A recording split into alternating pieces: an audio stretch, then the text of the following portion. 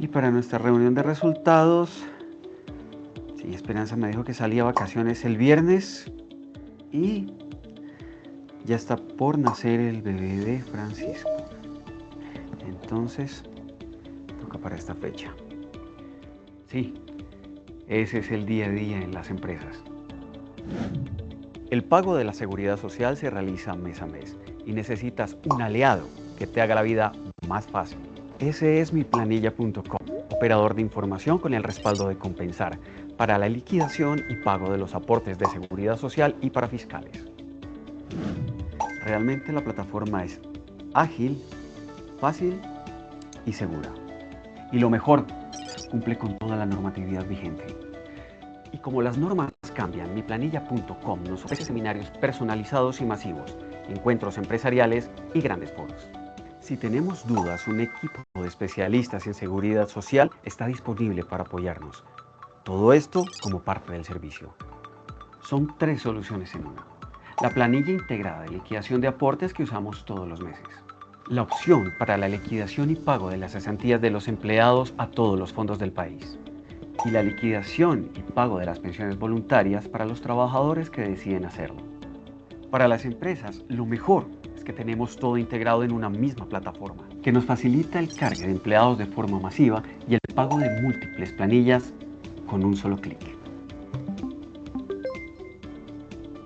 Ofrece la herramienta para generar reportes y el envío de los certificados de seguridad social a los trabajadores.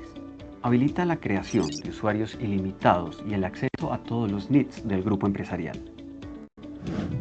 Estas son tan solo algunas herramientas que ofrece miplanilla.com. Sin duda, el mejor aliado para el pago de la seguridad social de tu empresa. Y como si fuera poco, por ser clientes de miplanilla.com, contamos con beneficios adicionales. Formación y entrenamiento certificado en la normatividad vigente y para el fortalecimiento del talento humano de nuestras empresas. Así no hay disculpas para estar desactualizados. En temas legales, por pertenecer a miplanilla.com, tenemos acceso gratuito al programa especializado para identificar los riesgos a los cuales puede estar expuesta nuestra empresa en caso de fiscalización por parte de la UGPP.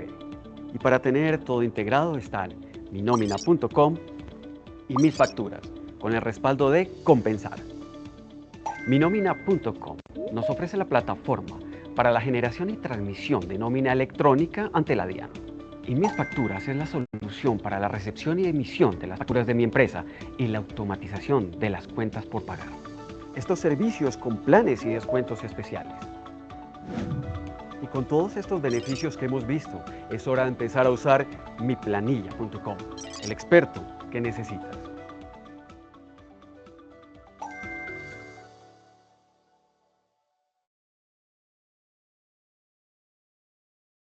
Bueno, muy buenos días para todas las personas que nos acompañan el día de hoy. Bienvenidos a esta sesión que traemos desde miplanilla.com. Me presento, mi nombre es Tatiana Sánchez y voy a estar acompañándolos como moderadora en esta sesión. Mientras esperamos que más personas se conecten, queremos recordarles que esta sesión está siendo grabada, va a ser compartida en nuestro canal de YouTube a partir de mañana para que ustedes puedan tener las memorias y puedan hacer la consulta de todo el material que exponemos acá. Además, invitarlos a que nos sigan en nuestras redes sociales, mi planilla seguridad social, para que estén enterados de todos los espacios de formación y capacitación que tenemos para todos nuestros aportantes. Los invitamos a que compartan esta sesión con las demás personas de su equipo, las personas que ustedes consideren o crean que deben saber esto. Quiero contarles que desde mi planilla, el día de hoy los vamos a acompañar con un tema sumamente importante que tienen todas las empresas y es el tema de la liquidación de prestaciones, vacaciones e indemnizaciones. Sin duda, indiscutiblemente, este es un tema que necesitamos saber y conocer en las compañías, cómo es su procedimiento, qué debemos hacer, qué reglas debemos respetar.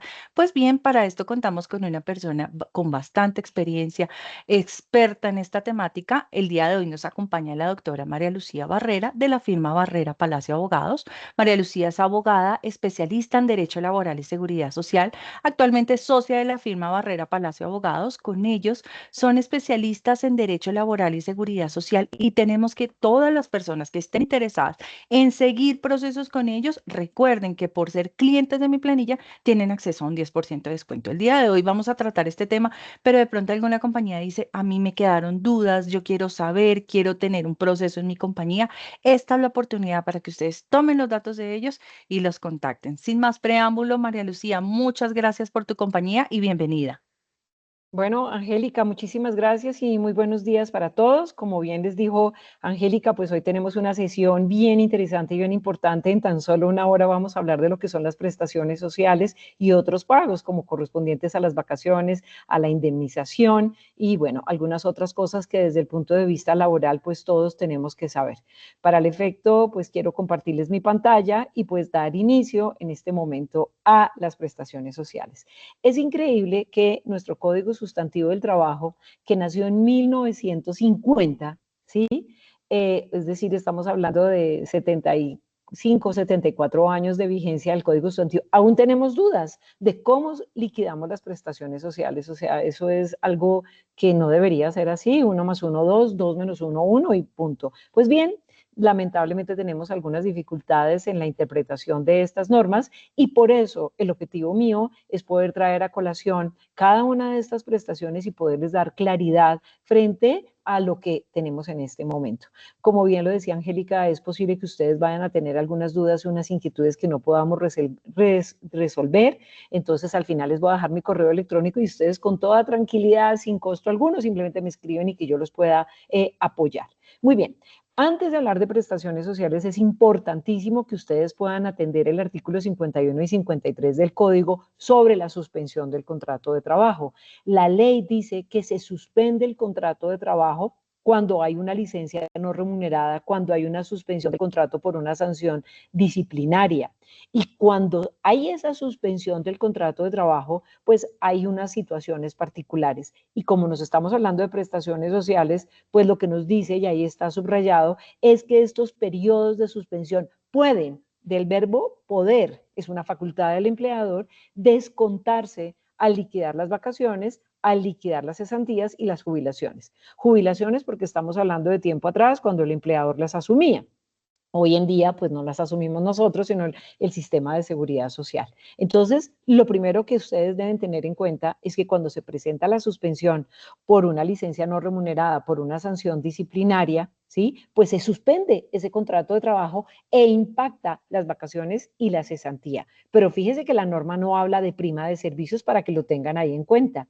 Y lo que no está expresamente señalado en la ley, pues el intérprete no puede venir a decir que ahí dice prima de servicio, porque ahí no dice prima de servicio bajo ninguna circunstancia. Entonces tengámoslo en cuenta porque ya nos va a servir más adelante. Cuando nosotros hablamos de estas prestaciones sociales a las que nos referimos hoy, pues estamos hablando de aquellas personas que tienen un auxilio de cesantía, una prima de servicios, unos intereses sobre la cesantía, una dotación. Y pues hay otros pagos que están relacionados con el auxilio legal de transporte, las vacaciones y una eventual indemnización por despido sin justa causa. Por regla general, pues ustedes saben, estamos hablando del sector privado, de quien ampara o lo reglamenta el Código Sustantivo del Trabajo. ¿Quiénes tienen estos beneficios? Pues por regla general, aquellos trabajadores cuya remuneración es un salario ordinario, porque recuerden ustedes que quien tiene un salario integral, pues ellos no van a tener estas prestaciones sociales porque como su nombre lo dice, ya está integrado a ese salario integral.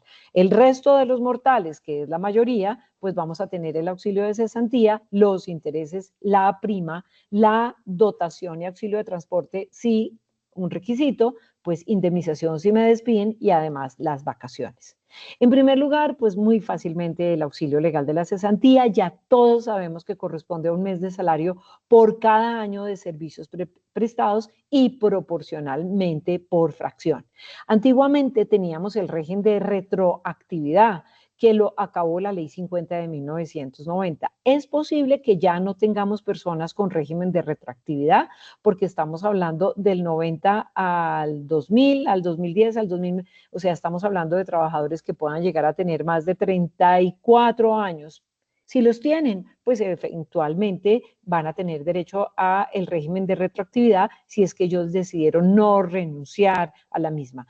Nos vamos a concentrar es única y exclusivamente, por ser la mayoría, en el auxilio de la cesantía que establece la Ley 50 de 1990, es decir, los trabajadores que se vincularon a partir del 1 de enero del año de 1991 o aquellos trabajadores que se vincularon anteriormente, pero que renunciaron expresamente a la retroactividad.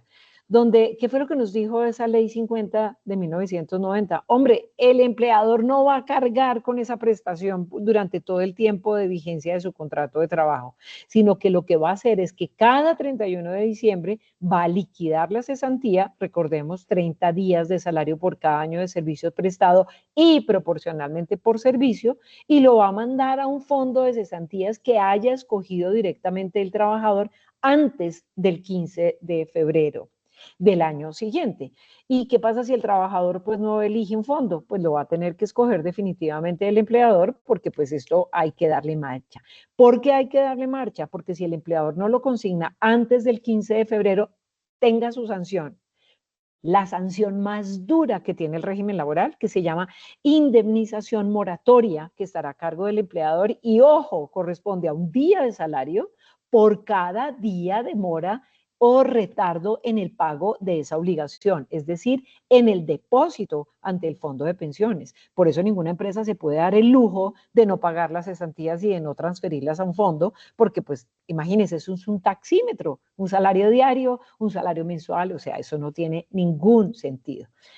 E igualmente el empleador tiene la obligación de entregar el auxilio legal el auxilio de cesantías a la terminación del contrato de trabajo por cualquier causa. Se termina el contrato, toma lo que tienes ahorrado a hoy, 24 de abril, al 30 de junio, a la fecha que se tenga, porque acuérdese que su pago es proporcional. Y tendrá la obligación igualmente de entregarle una certificación al trabajador informándole la terminación del contrato para que sea entregada al fondo de pensiones donde se encuentra ahorrada parte de su cesantía. Sin embargo, la ley ha establecido, y con el paso del tiempo a través de diferentes normas, que se permite la entrega de anticipos de cesantía. Pero eso lo vemos como una simple excepción, porque la ley lo que quiso es que la cesantía fuera entregada al trabajador para cuando él quedara cesante, sin trabajo, por renuncia, por despido, cesante, entonces que tuviera un dinero con el cual pudiera vivir un par de días o un par de meses. Pero, pues obviamente se le ha venido echando mano a esa cesantía, pero para situaciones absolutamente especiales que están establecidas en la ley. Es decir, nosotros no podemos entregar la cesantía porque pobrecito está en una calamidad doméstica, ay, porque me pidió el favor, no. Los puede entregar, sí, única y exclusivamente para la compra de vivienda, para construir, para mejorar, para liberar bienes raíces destinados a la vivienda, previa la autorización y verificación de la inversión por parte del empleador. Entonces, el trabajador lo solicita a la empresa verifica los soportes que le está haciendo entrega para precisamente saber que se trata de la vivienda del trabajador o se trata de una vivienda que va a comprar, cuál es la remodelación que le va a hacer, qué es lo que él va a hacer para autorizar al trabajador a que vaya al fondo y pueda solicitar parte del dinero que tiene ahorrado allá o la totalidad, y también puede solicitar el dinero que se encuentra en cabeza del empleador. Por ejemplo, si lo solicita el 30 de abril, pues hay una plata de años pasados en el fondo y hay una plata hasta abril que está en cabeza del empleador. Eso lo puede hacer. Pero ojo, señores, ojo acá. Primero, tiene que verificar la inversión y segundo, tiene que hacerle un seguimiento donde se demuestre que efectivamente el trabajador invirtió en el dinero en lo que lo solicitó. Porque si no compró vivienda, no remodeló, no arregló el baño, pues ese trabajador tendría que devolver ese dinero, porque esa suma de dinero es absolutamente sagrada y tal cual, pues lo tiene establecido el Código Sustantivo del Trabajo, así que ojo con eso. También cuando el trabajador se va para prestar el servicio militar y eventualmente en casos de sustitución patronal. En tercer lugar, perdón, se puede retirar el dinero, pero única y exclusivamente de las cesantías que se encuentran en el fondo cuando el trabajador las necesita para las matrículas del trabajador, de su cónyuge, de su compañera, de algunos de sus hijos, pero única y exclusivamente ante el fondo. No tiene que pasar por las manos del empleador, va directamente al fondo y le dice, oiga, yo tengo ahorrado ya 3 millones de pesos, necesito pagar la educación de mi hijo que entra ahorita en la universidad en el segundo semestre del año, y el fondo directamente lo hace. El empleador no está autorizado a entregar el dinero que se encuentra en su cabeza, ejemplo, el que a hoy se tiene hasta el 30 de abril. ¿Por qué? Porque la ley 50 no lo dijo, no le autorizó al empleador entregar esa plata.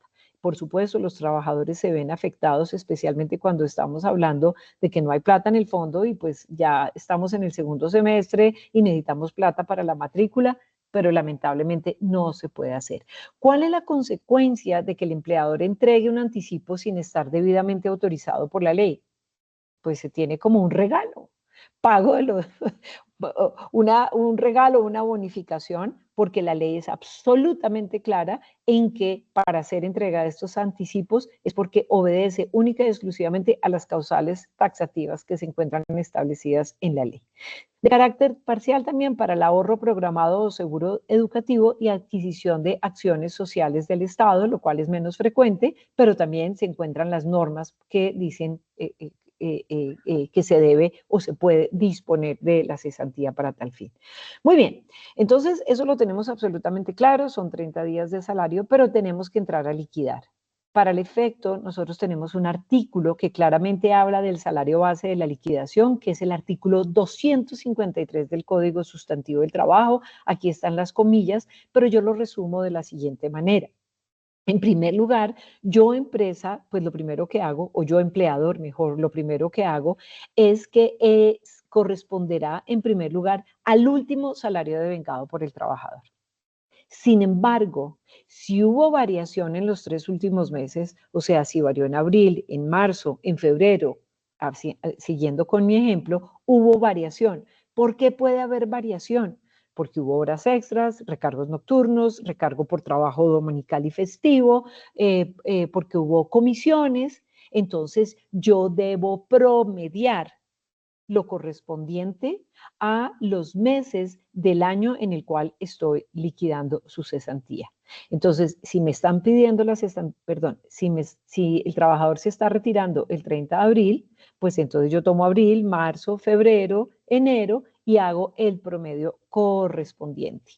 Entonces, es del mes calendario, se hace ese promedio para poder entonces liquidar la cesantía. Muy bien. Yo tengo ahí el salario promedio, pero a eso tengo que llegar al salario base de la liquidación.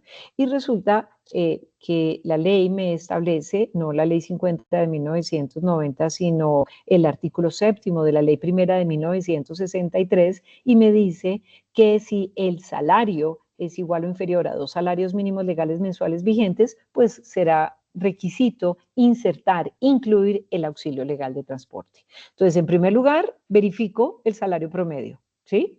Y en segundo lugar, el salario base de la liquidación.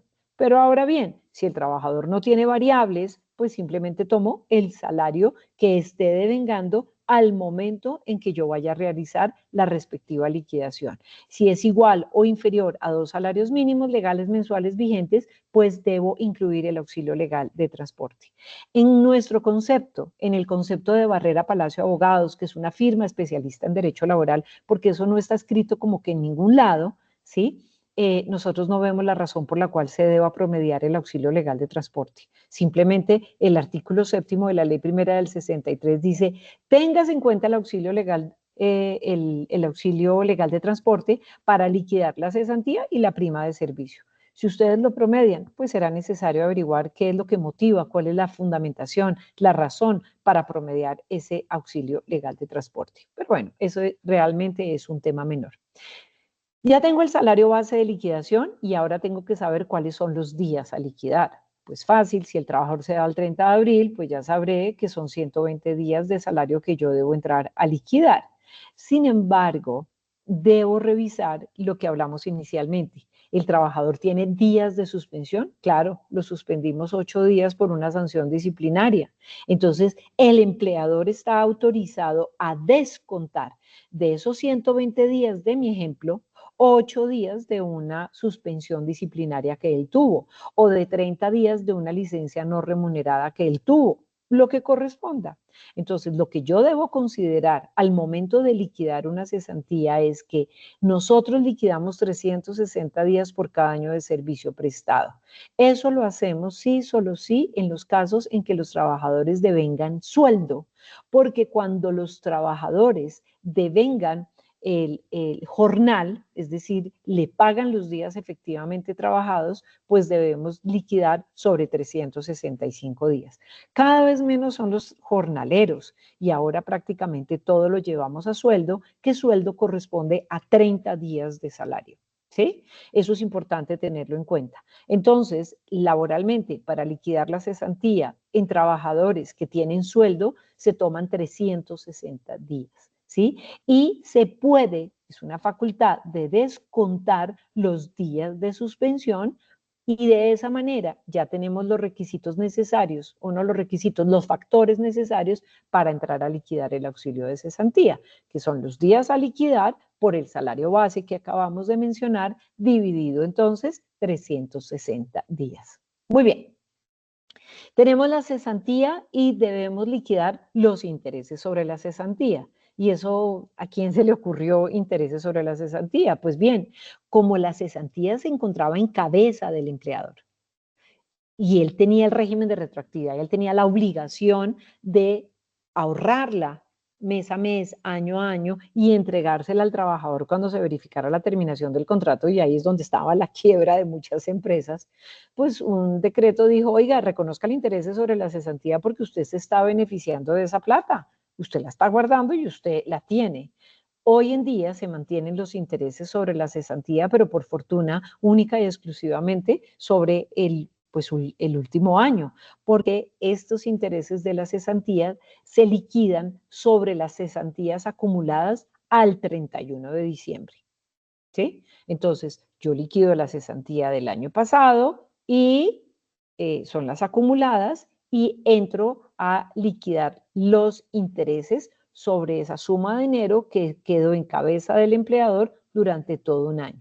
La liquidación la hago al 31 de diciembre y la obligación está en pagarla a más tardar el último día hábil del mes de enero, pero también si se verifica la terminación del contrato de trabajo por cualquier causa o si se verifica un pago anticipado de la cesantía, como lo vimos anteriormente. Si el empleador no lo paga al último día hábil del mes de enero, no lo paga a la terminación del contrato de trabajo o no lo paga a los 30 días siguientes de haberle liquidado un anticipo sobre la cesantía, pues hay una sanción.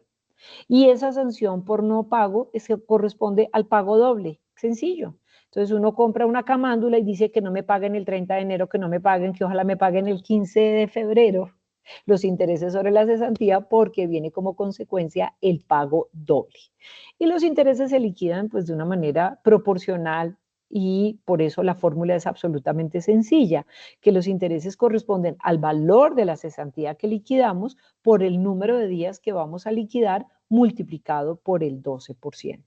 Aquí es importante señalar que los días de suspensión eventual del contrato de trabajo por una sanción, por una licencia no remunerada, no se descuentan de los intereses. ¿Y por qué? Hombre, porque el artículo 53 no lo estableció, no lo autorizó, y ¿quién me autoriza a mí a descontarlo? Y en segundo lugar, porque si yo ya afecté la cesantía, ya la afecté por una licencia no remunerada, pues ya voy a afectar los intereses cuando haga la respectiva liquidación. Entonces yo tomo el valor de la cesantía, lo multiplico por el número de días a liquidar y lo multiplico por el 12%, que es lo que corresponde al interés como tal. La norma nos dice 1% mensual o dicho de otra manera 12% anual. Y lo divido en 360 días, que es lo que nos trae el año de manera general. Muy bien, entonces, pues esto realmente es lo más sencillo, es lo más fácil este no tiene pues ninguna discusión, más allá de que no puedo descontar los días de la suspensión aquí en los días a liquidar, y pues ahí la obligación, la fecha de pago, pues está completamente clara en la ley. Nos vamos en tercer lugar a nuestra querida primita de servicio, que es la que nos saca de tantos rollos. Quiero recordarles nuevamente que los trabajadores con salario integral no reciben ni el auxilio de cesantía, ni los intereses, ni la prima, ni la dotación, ni el auxilio legal de transporte. No lo reciben como lo reciben los que tienen como los que tienen salario ordinario. ¿Y cuál es la razón? Porque tienen un salario integral, y lo que significa integral es que dentro de esa bolsita mensual ya están integrados estos pagos que se están realizando de manera mensual bajo una fórmula especial que la misma Ley 50 del 90 nos entregó. Entonces, ¿quién tiene derecho a la prima de servicios? Pues hoy en día, por regla general, todo el mundo. Todos los que tienen un contrato de trabajo, con excepción de los de salario integral, como ya lo mencioné. Antiguamente solamente tenían derecho a la prima de servicios las empresas que tenían capital, que tenían un capital superior a tanto, un capital inferior a tanto, tenían unos promedios, o sea, muy claramente el artículo 306 del Código Sustantivo del Trabajo le iba diciendo, el servicio doméstico no tenía. Bueno, hoy en día, a raíz de las diferentes sentencias de la Corte Constitucional, tienen derecho a la prima de servicios todos los trabajadores que reciben un salario ordinario, y corresponde a 15 días de salario a más tardar el 30 de junio y 15 días de salario a más tardar el 20 de diciembre de cada año, y su pago se hará proporcional al tiempo servido.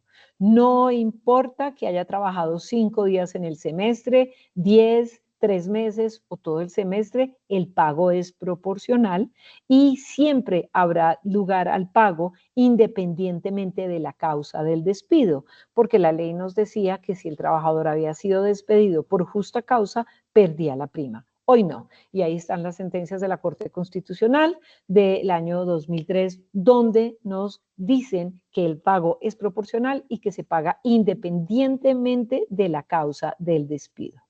Y por tanto, cuando ya tenemos claro que son 15 días de salario al 30 de junio, 15 días de salario a más tardar el 20 de diciembre, que lo reciben todos los trabajadores de manera proporcional, pues tenemos que entrar a hacer entonces la liquidación de la prima de servicios. Y para el efecto necesitamos igualmente el salario base de la liquidación, y necesitamos igualmente el número de días a liquidar. Y aquí sí se nos complica un poquito, porque cuando nos vamos al código y vamos al artículo 306, allí no encontramos el salario base para liquidar la prima de servicios. Y cogemos todo el código y no encontramos, y tampoco podemos buscar por analogía porque no hay otra prestación semestral. Entonces decimos, hombre, ¿y cuál es el salario base para liquidar la prima de servicios? Y pues nosotros hemos llegado a estas siguientes conclusiones, que pueden variar en algunas empresas, pero repito, es por un tema de interpretación, porque no tenemos una norma que hable de la prima de servicios. No la tenemos, perdón, que no hable de la prima de servicios, no, que no hable del salario base para liquidar la prima de servicios. Entonces, ¿nosotros qué consideramos? En primer lugar, que el salario base para liquidarla es el último salario ordinario fijo devengado por el trabajador, más el auxilio legal de transporte si aquel es igual o inferior a 2 salarios mínimos legales mensuales vigentes. Entonces, el trabajador gana 2 millones de pesos fijos, pues como eso es menor a 2 salarios mínimos, entonces yo lo liquido con 2.200.000 pesos, porque le estoy sumando el auxilio legal de transporte. Ese sería el salario base para liquidar la prima de servicios en un trabajador que tiene un salario ordinario fijo y que no ha tenido movimientos de ninguna naturaleza. Segundo, si se trata de trabajadores que tienen variaciones en su salario, bien sea por comisiones, bien sea por horas extras, por recargos, etcétera, etcétera, entonces yo hago un promedio de lo devengado a título de salario durante el semestre o todo el tiempo trabajado si fuera inferior, porque acuérdese que la prestación se paga de manera proporcional, más el auxilio legal de transporte, si esa base que acabo de tener es igual o inferior a 2 salarios mínimos legales mensuales vigentes, ¿sí?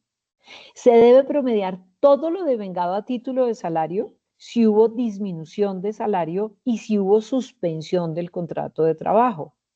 Y esto es importante porque, como vamos a ver en los días trabajados yo no estoy autorizada a descontar los días de suspensión del contrato, porque el artículo 53 así no lo señaló, no lo dijo, razón por la cual pues yo no puedo descontar los días trabajados así haya estado suspendido, pero sí se me verá afectado en la misma proporción cuando yo determine el salario promedio, ¿sí? Entonces, si estuvo 30 días de licencia no remunerada, pues esos 30 días su salario fue cero, al promediarlo, pues impacta el salario base de liquidación, ¿o no? Súper lógico, súper claro. Y lo mismo, pues si hubo disminución de salario, pues esto, por ejemplo, lo teníamos muy en cuenta durante la pandemia. Fue un factor súper importante porque en muchos casos se habló de la disminución del salario por temas de proporción, por temas de prestación del servicio. Y es muy importante tener en cuenta lo siguiente, y es que los días de incapacidad por una enfermedad general, por una enfermedad profesional, por un accidente de origen común o laboral, la incapacidad no suspende el contrato de trabajo.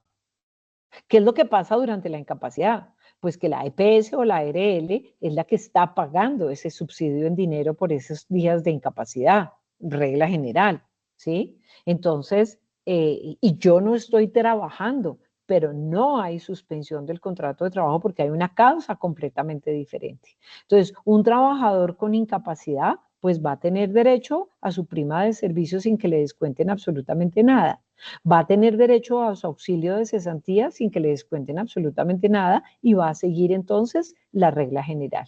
Y esto es algo que raya mucho a los empleadores. Por ejemplo, un trabajador que lleve un año incapacitado de una enfermedad de origen común, hay que depositarle la cesantía y habrá que pagarle la prima en junio y habrá que pagarle la prima en diciembre, a pesar de que él no prestó efectivamente sus servicios. ¿Cuál es la razón? Que la incapacidad no suspende el contrato de trabajo. Y finalmente, pues en cuanto al salario base se refiere, es importante tener en cuenta que el Ministerio de Trabajo nos autoriza, eh, como se paga la prima a 30 de junio o a 20 de diciembre, pues realmente no siempre tenemos la información de lo que ha ocurrido en junio y de lo que ha ocurrido en diciembre. Entonces, yo puedo tomar los semestres correspondientes a diciembre, enero, febrero, marzo, abril y mayo para el primer semestre y tener en cuenta la información de junio, julio, agosto, septiembre, octubre y noviembre para el pago del segundo semestre. Eso también lo podría yo llegar a hacer para efectos de poder liquidar de manera adecuada la prima de servicios. ¿En qué me baso yo en lo que anteriormente estaba diciendo frente al salario promedio? Me baso pues en dos sentencias que tengo, una sentencia de la Sala de la Corte Suprema de Justicia pues del año 1993 y otra del año 2001 que ustedes tienen y como bien les dijo Angélica, pues van a tener acceso a toda esta información a partir de mañana. Claramente lo que me está diciendo la primera sentencia es, y abro comillas, después de intensas discusiones doctrinarias en torno a si la liquidación de la prima debe tomarse el salario fijo o el promedio, no cabe duda de que es este último el que juega en tal liquidación. ¿Cuál es el último? El promedio. Pero el salario promedio respectivo al periodo semestral o del lapso de tiempo mayor a 3 meses. Eso lo omitimos porque hoy en día por corte constitucional la prima se paga proporcional. Así se trabaja en menos de 3 meses. Entonces, la Corte Suprema de Justicia nos está diciendo a nosotros que debemos promediar lo devengado a título de salario en el respectivo semestre o todo el tiempo trabajado si este fuera inferior. De ahí es donde pues nosotros nos tomamos de la manito para poder llegar a esa conclusión. Y en segundo lugar, de por qué no debo considerar esos tiempos muertos, esos tiempos de suspensión no los debo considerar para efectos de la liquidación, no por descuento de días, sino descuentos de salario, es cuando la Corte me dice, la falta de solución de continuidad declarada por el ADCUEM igualmente apareja el pago de prestaciones sociales, pero únicamente las compatibles con el reintegro, más no algunas de las previstas en la ley que exigen real prestación del servicio, como es la prima de servicios, por lo que no se condenará al pago. Esto se trató de una sentencia de reintegro y cuando hay un reintegro, pues hay que restablecer todos los pagos que el trabajador tuvo derecho y que no se le pagaron. Entonces la Corte dijo, páguele todo, pero pues como no estuvo efectivamente trabajando, pues no hay lugar al pago de la prima de servicios. Y finalmente, el otro elemento fundamental para liquidarla se trata de los días. Entonces, el semestre, así como lo vimos en la cesantía de 360 días, el semestre para la prima es de 180 días, salvo, quiero repetir, para aquellos trabajadores que siguen ganando por jornal, que cada vez pues son efectivamente menos, ya eso prácticamente ni se ve. Entonces se toman los 180 días del semestre, pero también como hay proporcionalidad, pues todo el tiempo laborado en el semestre y no se descuentan los días de suspensión del contrato de trabajo porque el artículo 53 así no lo estableció. Y procedemos a liquidar a través de una fórmula muy sencilla, pues que el mismo sistema lo hace, que son los días a liquidar por el salario base dividido entonces 360 días. Muy bien, como les decía, pues esto es un tema aquí maratónico, recordándoles a ustedes lo que tenemos que pagar. Hemos visto estas prestaciones sociales, nos faltaría pues simplemente el tema de la dotación como prestación social y ya más adelante la vamos a ver. Entramos en una situación que no es una prestación social, sino es un descanso remunerado que necesitamos todos los mortales llamados las fabulosas vacaciones. Y por ley laboral corresponden a 15 días hábiles por cada año de servicios prestados. Y pues efectivamente el derecho a que yo tenga las vacaciones nace cuando cumpla el año de servicio. La pregunta del millón es si el sábado es hábil o inhábil. Entonces uno dice, o mejor, el Ministerio de Trabajo dice, pues depende. Si usted trabaja el sábado, ese día es hábil. Si usted no trabaja el sábado, pues ese día es inhábil. ¿Y cuál es la razón? Pues la razón es sencilla. Es que a mí me dan un descanso remunerado. Váyase a su casa a dormir mientras que yo le sigo pagando. ¿Y qué me paga? Pues lo que yo me ganaba. ¿Sí? Entonces, si el sábado yo trabajo, ese día es hábil. Si el sábado no trabajo, ese día es inhábil. Muy bien, la regla general son 15 días hábiles, pero por decreto encontramos algunas excepciones y pongo el caso, por ejemplo, de los trabajadores de rayos X, quienes tienen 15 días hábiles de vacaciones, pero por cada semestre, dada la actividad que ellos desarrollan, que es efectivamente pues de alto riesgo, y hay algunos otros casos vía decreto que en el caso particular pues es necesario que ustedes apelen a ellos para conocer claramente en el sector de la economía en el que se encuentran si tienen algún tipo de excepción. Aquí es importante recordarles que la época de descanso es la señalada por el empleador. Es el empleador el que debe decir, usted entró hoy, bueno, usted va a tener vacaciones a partir del 15 de mayo del 2025. Usted entró el 15, va a tener derecho a tal y que haya claramente una programación, como ocurre en los colegios, como ocurre en una universidad, que haya una programación de vacaciones. Sin embargo, pues eso como que no es tan común, ¿no? Y entonces el trabajador tiene que solicitar las vacaciones. Si el empleador lo hace, tiene que informar mínimo con 15 días de anticipación el inicio del disfrute de las vacaciones. Recuerden ustedes que con la pandemia tuvimos que sacar un decreto donde se autorizaba al empleador con un día de anticipación, pues dada la emergencia de esta situación tan calamitosa que tuvimos.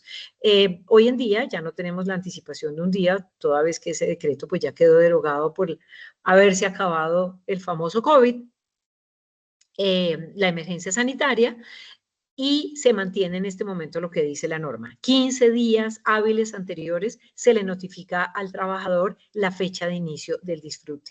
¿Quién da la orden? El empleador. Porque en ocasiones uno se encuentra con trabajadores que tienen 3 hasta 5 periodos sin disfrute y uno dice, pero ¿cómo así? No, es que el trabajador no le gusta, que no quiere, que mejor no sé qué. Señores, el empleador es el que da la orden. ¿Y por qué es importante las vacaciones? Porque es la manera de recuperar ese estrés laboral que le llevamos por el simple hecho de estar laborando todos los días. Necesitamos el desenchufe, necesitamos descansar, necesitamos de las vacaciones, ¿sí?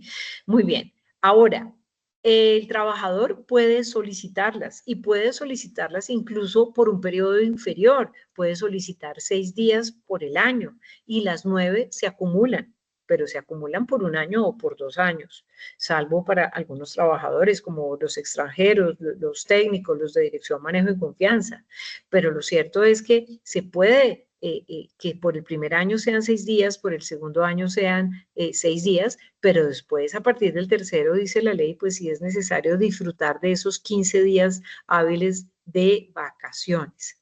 Ahora, el trabajador los puede solicitar y el empleador los autoriza o no, dependiendo de si no hay afectación del trabajo, porque si estamos hablando de un hotel y el trabajador decide solicitar las vacaciones a partir del 20 de diciembre, pues el hotel en Cartagena le dirá, ajá, Cuadro, estás muy loco porque estamos en plena temporada, ¿cómo se le va a ocurrir pedir vacaciones en este momento? Entonces el empleador está facultado igualmente para no autorizarlas porque hay una afectación del trabajo.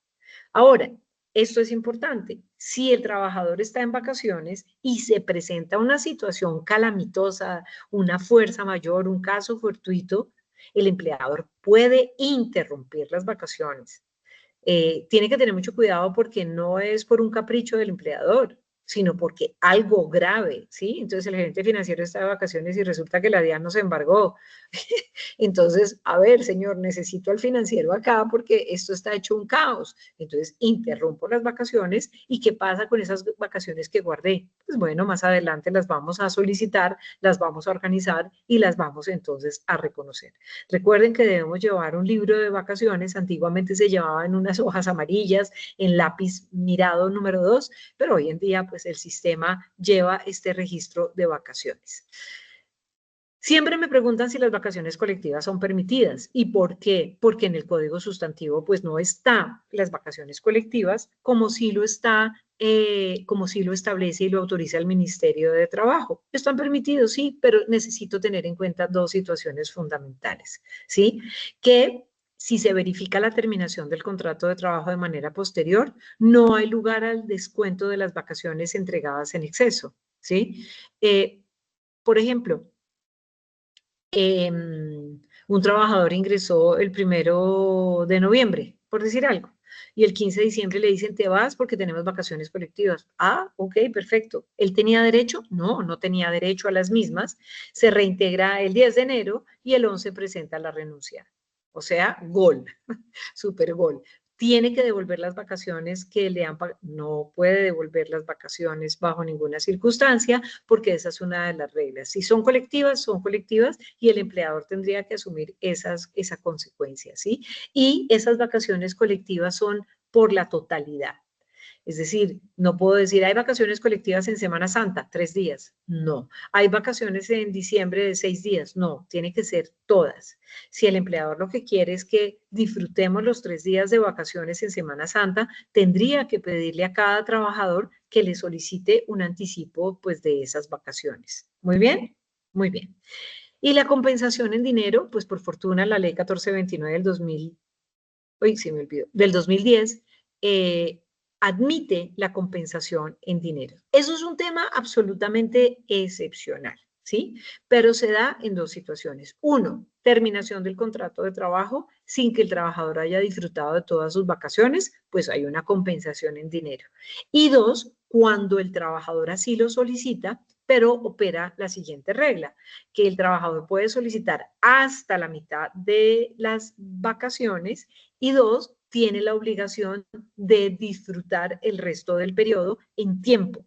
Entonces, el trabajador hoy tiene 15 días de vacaciones y solicita que 7 se le compensen en dinero y que 8 a partir de mañana, por poner un ejemplo, va a entrar a disfrutarlas. Es absolutamente necesario que lo hagamos entonces de esa manera. Sin embargo, es importante señalar lo siguiente. La ley 1429 del 2010 estableció que la compensación en dinero de las vacaciones es una facultad del empleador.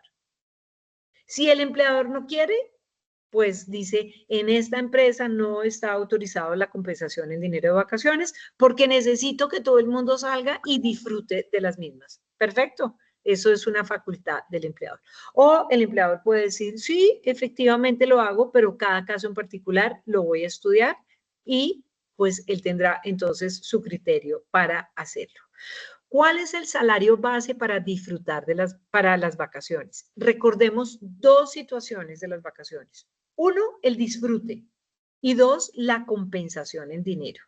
¿Y por qué hago referencia al tema? Porque el salario base para liquidarlas es diferente. No porque la ley lo diga, porque la ley solamente lo dice para el disfrute de las vacaciones, pero la ley no dijo nada para la compensación de las vacaciones y son dos cosas diferentes. Entonces, si voy a disfrutar las vacaciones, pues yo liquido con el salario que hoy esté devengando el trabajador, con el salario ordinario, dice la norma. No incluyo, por tanto, un promedio de horas extras, ni de recargo nocturno, ni de recargo por trabajo dominical y festivo, porque estamos hablando única y exclusivamente del salario ordinario, no del salario extraordinario. Incluye, sí, ese promedio del recargo nocturno al ser un salario ordinario. Si el trabajador tiene un salario variable, es decir, si el trabajador tiene comisiones, por ejemplo, tiene indicadores de gestión, pues hago un promedio de lo devengado en el año inmediatamente anterior a la fecha en que se vayan a conceder. Entonces, pues esa es una de las razones por las cuales aquellas personas que tienen tantas horas extras, por ejemplo, vigilantes o recargos dominicales o festivos, que no quieren salir a vacaciones, porque obviamente las vacaciones le dan muy duro porque el empleador solamente liquida con ese salario ordinario, es decir, con lo que esté ganando hoy como fijo y no hay promedio de lo anterior. Y la razón es que durante las vacaciones pues no hay recargos, no hay horas extras, está disfrutando de esas vacaciones y no se tiene en cuenta el salario extraordinario. Ahora, si su empresa lo quiere hacer por buena papa, por buena gente, pues perfecto, pero pues obviamente que cuente con la autorización del financiero, del controller, que pues está pagando usted un poco de más de acuerdo con lo establecido en la ley laboral. Y si tiene salario variable, que como su nombre lo dice, depende, varía o depende del cumplimiento de los indicadores de gestión del trabajador, sí debo hacer un promedio de lo devengado en el año inmediatamente anterior a la fecha que se conceda. Y aquí sí resulta muy lógico, porque si la persona tiene un salario fijo, ordinario de 2 millones, pero además es el gerente comercial de la empresa y se hace además 8 millones de pesos en promedio, pues mal estaría en que yo le liquide las vacaciones con base en 2 millones de pesos. Tengo que tomar el promedio de los 12 últimos meses, aquí sí son 12 últimos meses, y pues entrar a la respectiva suma para que me dé 8 más 2, pues un promedio de 10 millones de pesos para entrar a liquidar el disfrute de las vacaciones. Y aquí, pues las vacaciones van a tener derecho tanto los trabajadores con salario ordinario como los trabajadores con salario integral. Y los trabajadores con salario integral, el 100% de su salario integral se va a liquidar para las vacaciones y si tiene además comisiones integrales, pues igualmente se van entonces a promediar para poder tener la base de la liquidación. Aquí en ningún caso se incluyen las vacaciones y la razón es muy clara, porque la ley única y exclusivamente dijo que era para efectos de la liquidación de la prima y de la cesantía y no de las vacaciones. Y como les venía diciendo, si se compensan en dinero las vacaciones por terminación del contrato de trabajo por cualquier causa o porque el trabajador lo solicitó y el empleador lo autorizó, pues aquí sí incluyo el promedio de horas extras de recargo por trabajo dominical y festivo y también el recargo nocturno, al igual que las comisiones. Entonces, hace que ligeramente esto sea diferente cuando se trate de compensación, porque fíjese que ahí es como una indemnización. O sea, si yo termino el contrato hoy y yo no he disfrutado de las vacaciones, pues me las van a pagar en dinero como a título de sanción. de alguna manera, de indemnización por no haberlas podido disfrutar y por tanto se toma pues el salario ordinario del trabajador más el promedio de todo el salario extraordinario y además pues del salario variable y no se toma en cuenta el auxilio legal de transporte. Para efectos de los días a liquidar, pues seguimos en la misma línea, son 360 días por año y se descuenta, es una facultad del empleador, pues los días de la suspensión del contrato de trabajo por una autorización del artículo 53. Muy bien, y llegamos entonces, permítame ver qué se me hizo acá está, la dotación. Entonces, la dotación es otra prestación social y eso sí les debe salir un furgo de preguntas, pero yo lo hago de una manera muy sencilla para que quede claro. Si ustedes van al Código Sustantivo del Trabajo, pues ahí hay una reglamentación especial donde dice que todos los empleadores tienen la obligación de entregarle un calzado y un vestido para la labor a todos los trabajadores cuya remuneración, perdón, cuyo salario sea igual o inferior a 2 salarios mínimos legales mensuales vigentes. Y tiene que entregárselas el 30 de abril, el 30 de agosto y el 20 de diciembre y la primera dotación se hace a partir del tercer mes de vigencia del contrato. Entonces, si el trabajador entra el 1 de mayo, ¿sí? Entonces, pues, mayo, junio, julio, agosto. Ah, perfecto, tome la de agosto y ahí en adelante. Pero si el trabajador, por ejemplo, entra en junio, el 15 de junio, nos vamos a julio, agosto, pues nos lleva 3 meses, entonces no tendría derecho a esa primera dotación. Si no se entrega la dotación en tiempo, pues el trabajador puede acudir al Ministerio de Trabajo, el ministerio puede fiscalizarlo y pues puede reclamarle y le ordenará que pague entonces la dotación. ¿Cómo que pague? Perdón, que suministre la dotación. Es importante señalar que la dotación no se puede entregar en dinero. Se debe entregar en especie, en calzado y en vestido de labor, pero hoy en día está permitido que nos entreguen vales de Sodexo Paz, de Pluxe, de Chuspas, bueno, de cualquier medio de eso, donde el trabajador recibe es una tarjeta, va y compra la ropa correspondiente y pues luego va y la legaliza en la empresa para que la empresa le quede claro que compró el calzado y que compró el vestido de la labor, pero no se entrega en dinero. Ahora, si yo le debo, por ejemplo, 6 dotaciones, pues yo puedo hacer un acuerdo con él para no entregarle 6 zapatos y 6 vestidos que no le va a servir, puedo llegar a hacer un acuerdo con ese trabajador de una manera, pues, especial. Y tenemos el auxilio legal de transporte, que igualmente tendrán derecho todos los trabajadores por regla general cuyo salario sea igual o inferior a 2 salarios mínimos legales mensuales vigentes. Ustedes saben que año a año el gobierno nacional decreta el auxilio legal de transporte y este se debe tener en cuenta para la liquidación de la cesantía y de la prima, como ya lo vimos. No se trata de salario, no se trata de una prestación social, se trata de un subsidio legal que se establece para aquellas personas cuya remuneración es realmente inferior y que tengan la manera de subsidiar, de atender el trabajo de su casa al trabajo y del trabajo a su casa. Entonces tendrán derecho, trabajen tiempo completo, trabajen medio tiempo, porque tienen que desplazarse ida y regreso. Pero la ley sí dejó claro que era únicamente por los días laborados. Entonces, si la persona está en trabajo híbrido, por ejemplo, 3 días en casa y 2 en el, pues sí se puede hacer la proporción porque solamente necesita 2 días a la semana dentro de mi ejemplo, o 3 días a la semana. Eso pues ustedes lo cuadran.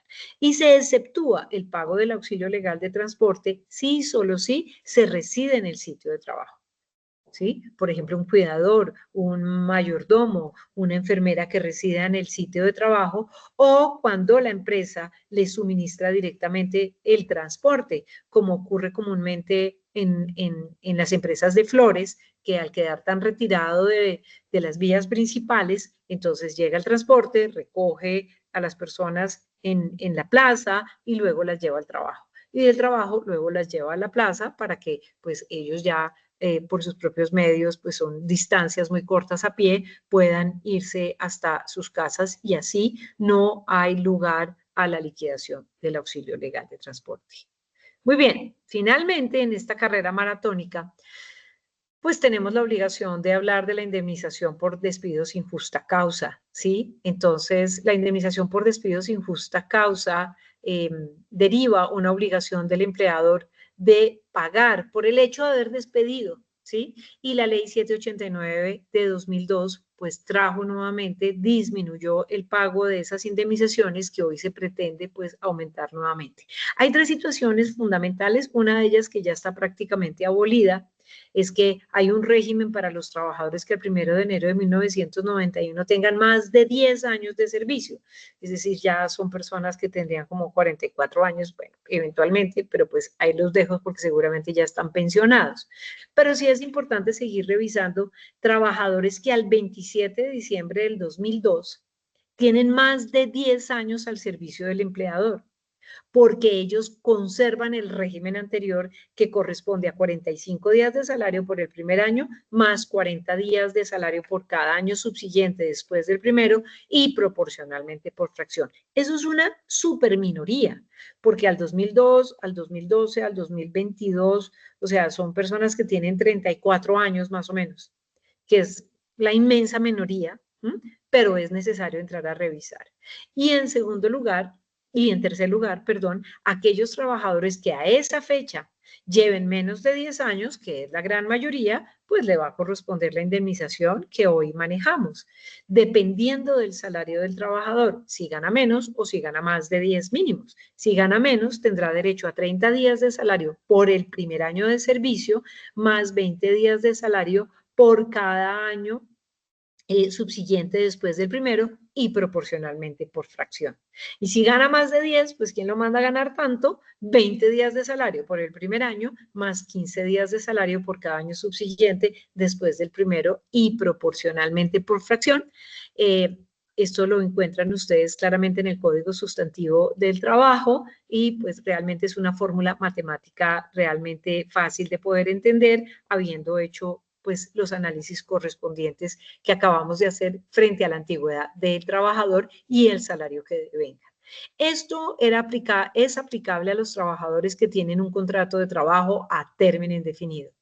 Pero aquellos trabajadores que tienen un contrato de trabajo a término fijo o que tienen un contrato por duración de la obra, la indemnización corresponde a los salarios que faltaren para la fecha de expiración del plazo fijo o para la finalización de la obra. Entonces, si te contraté para el 31 de diciembre del 2025 y te despido a partir del 1 de mayo, pues tendré que pagar pues los 8 meses restantes a título de salario. Y si te contraté para la construcción de un puente y el puente no se ha acabado y hoy te despido, pues tendré que llamar a un perito para saber cuánto tiempo falta para la construcción del puente y te indemnizo con los salarios de los meses que faltarían para la construcción de ese respectivo puente.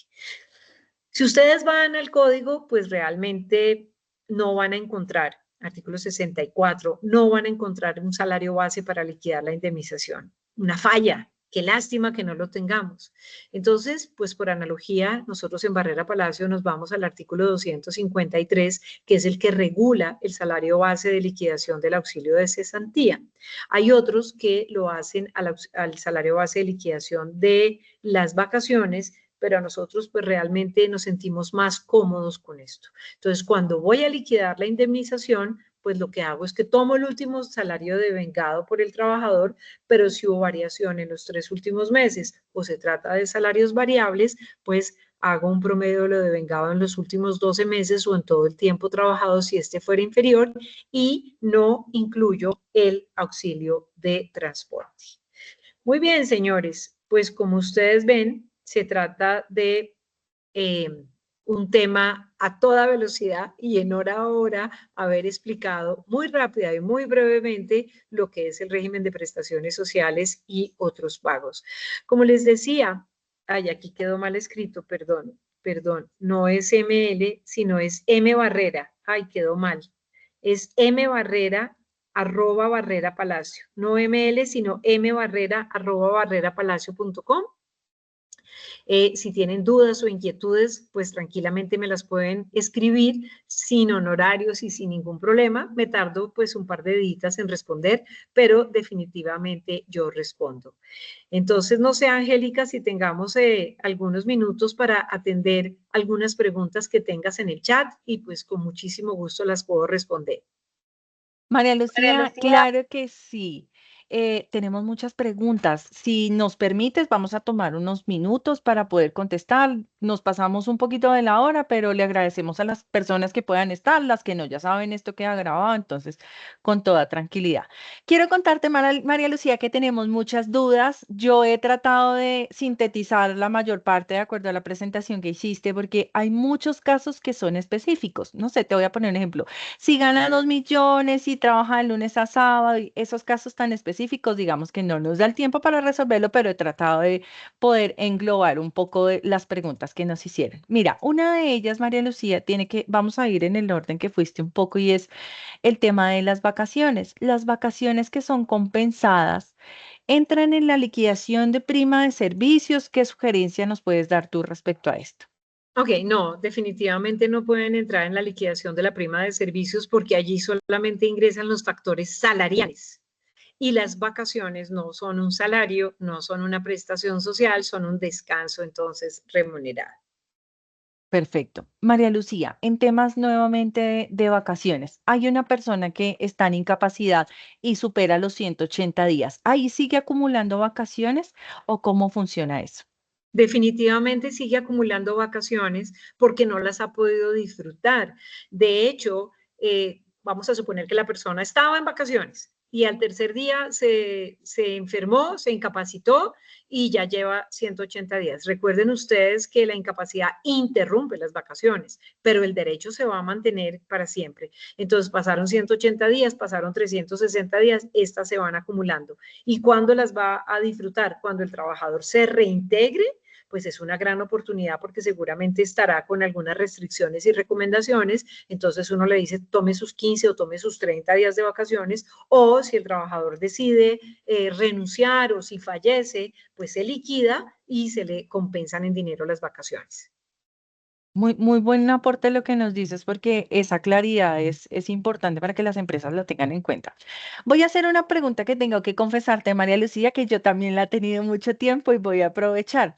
En las compañías hay personas que trabajan de lunes a viernes y otro grupo de personas por su operación trabajan de lunes a sábado. ¿El sábado se puede contar como día de vacaciones para ese grupo que trabaja de lunes a sábado o de lunes a viernes? ¿Cómo podría operar la empresa ahí? Ok, la ley dice 15 días hábiles de vacaciones y el sábado es hábil si el trabajador labora el sábado o es inhábil si el trabajador no labora el sábado. Yo puedo tener una industria hoy donde la parte administrativa trabaja de lunes a viernes y la parte operativa trabaja de lunes a sábado. Por ejemplo, la parte operativa, el sábado es día de vacaciones y la parte administrativa, el sábado no se contabiliza como vacaciones. Depende de cada caso en particular. Es hábil si usted lo tiene que trabajar. Bien interesante. En temas de vacaciones, muchas gracias, María Lucía. De verdad me despejaste una duda que tenía hace muchos años. Vale, vale. Importante. En tema de liquidación de vacaciones, a mí me parece que yo vi el slide que decía que no, pero si por favor nos confirmas, ¿se debe tomar el promedio del salario que incluye recargos nocturnos, no sé, incapacidades, vacaciones y demás, o solo el salario que tenga la persona? Ok, entonces recordemos lo siguiente. Hay dos bases para liquidar las vacaciones. Salario base para liquidar el disfrute de las vacaciones. Me voy a mi casa a dormir. Dos, salario base para liquidar la compensación de las vacaciones. Se terminó mi contrato y me deben días de vacaciones. Solicité en dinero la compensación de las vacaciones, como lo vimos. En el primer caso, el disfrute no incluye el promedio de horas extras ni de recargos por trabajo dominical y festivo. Solo incluye el salario ordinario que esté devengando el trabajador el día del inicio y el promedio del recargo nocturno, porque el recargo nocturno sí es un salario ordinario, y el promedio del salario variable, de las comisiones, de los indicadores de gestión del último año. ¿correcto? Y punto número 2, cuando hablamos de la compensación de las vacaciones, incluyo todo. Es decir, incluyo horas extras, recargos nocturnos, recargo por trabajo dominical, comisiones, etcétera, etcétera, además del salario ordinario que esté devengando el trabajador. Perfecto, María Lucía. Ya que estás tocando ese tema de vacaciones compensadas en dinero, ¿cuántos días máximos se pueden dar como vacaciones compensadas en dinero? La ley 1429 del 2010 dijo que hasta la mitad. Como son 15, pues la mitad no puede ser 7.5, sino deben De ser acuerdo. máximo 7 días en dinero y 8 días en vacaciones, que corren de manera simultánea. ¿Sí? Y para eso, pues la recomendación es levantar un acta empleador-trabajador para dejar eso absolutamente claro, porque corren las dos situaciones. Uno, máximo la mitad, y 2, que tiene que disfrutar la otra mitad de vacaciones de manera simultánea. Fíjate que hay hartas dudas sobre eso, porque eso cuando es un periodo, pero si tiene, por ejemplo, dos periodos, porque nos hacen la consulta y es cuando una persona tiene acumulados varios años de vacaciones, puede pedir en el ejemplo de 30, 15 y 15. Claro que sí, pero no puede ser 15 y 15, porque tiene que Eso, hacerse por gracias. periodos de vacaciones. Entonces vamos a suponer que tiene 3 periodos de vacaciones. Entonces yo cojo periodo 1 de tal año a tal año, 15 días, 7 compensados en dinero, 8 disfrute. Periodo 2 de tal año a tal año, 7 de dinero, 8 de tal. Tercer año, lo mismo. Entonces fíjate que son 7 por 3, 21 días de 21. compensación y Ok. ya se me olvidó la matemática. Sí, 8 por 3, 45, 24. ok, y 24 días, entonces no es 15 y 15, sino, ¿sí? ¿Sí me explico? Sí, Entonces, señora. y 24 días de vacaciones disfrutadas. Perfecto. María Lucía, para cerrar, ¿algún comentario tuyo respecto de los contratos fijos? Porque este tema de las vacaciones sí tiene hay muchas preguntas. Entonces nos hacen una pregunta muy específica y en el tema de los contratos fijos, cuando se liquidan, ¿se pagan esas vacaciones allá en la liquidación a pesar de que yo vuelva y lo contrate? O si vuelvo y lo contrato, ¿puedo sumar esos periodos? No, a esto es muy importante porque aquí Ujú. tenemos que precisar lo siguiente. Un contrato de trabajo a término fijo, según la Ley 50 de 1990, se puede prorrogar las veces, de acuerdo con los términos de la ley, se prorroga y se prorroga. O sea, un contrato de trabajo a término fijo es indefinidamente fijo. Entonces, yo te contrato por un año y decido que te mantengo, entonces se prorroga por otro año y se prorroga por otro año y se prorroga por otro año. Pero no quiere decir que al año yo te liquide, te pague las vacaciones y luego te contrate. Eso sería un error, porque el contrato se mantiene vigente, simplemente que ha tenido prórrogas automáticas, razón por la cual la regla de un contrato de trabajo a término fijo para efectos de vacaciones corre igual que para un contrato de trabajo a término indefinido. Ojo con eso, no podemos liquidar los contratos de trabajo a término fijo y vincularlos de manera inmediata, porque el contrato no termina, el contrato se prorroga y prórroga es diferente a terminación. Terminación es cuando el novio lo despacha a uno y uno deja de verlo, ¿sí? Pero prórroga es cuando uno vuelve y se encuentra con él al día siguiente, se mantiene la relación. Aquí se mantiene el contrato de trabajo prorrogado. Eso nos daría como para otra clase de Sí, contratos de trabajo. no. Y eso es un tema muy extenso. María Lucía, me encanta esta manera en que nos dices la norma del año, mejor dicho, de reconocerte esta memoria tan grande que tienes. Muchas gracias por este espacio, de verdad, para nosotros es súper valioso. Invitadas a todas las personas, todas las empresas. Recuerden escribirle a María Lucía si tienen alguna duda, alguna inquietud, si quieren hacer algún proceso para su compañía, por favor, recuerden que si quieren tomar algún servicio de Barrera Palacio, ustedes tienen el 10% de descuento por ser clientes de mi planilla. Entonces, súper invitados para que cualquier proceso, consulta normativa, fíjate que a veces María Lucía, acá en mi planilla dicen, yo quiero saber cómo liquido una incapacidad, cómo liquido unas vacaciones. Pues bien, ¿qué más que decirles? Tenemos un experto aliado que les cuenta a ustedes cómo hacerlo, les deja un proceso establecido. No, entonces siempre súper invitados a que lo contacten. María Lucía, muchas gracias por tu compañía. Si nos quieres dar algunas recomendaciones de cierre, súper bienvenidas y a todos un feliz día.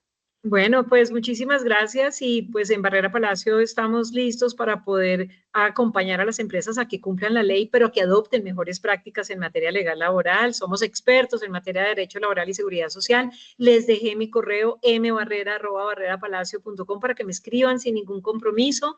Y igualmente, como tú lo decías, Angélica, estas memorias y esta grabación va a quedar a partir de mañana en YouTube. Así que, pues, ahí ustedes pueden tener toda esta información. Muchas gracias. Disculpen la velocidad, pero una hora es una hora. Gracias, Angélica. Gracias, Mi Planilla, y gracias a todas las empresas afiliadas. A ti, muchas gracias y feliz día para todos. Nos vemos en una próxima ocasión. Claro que sí.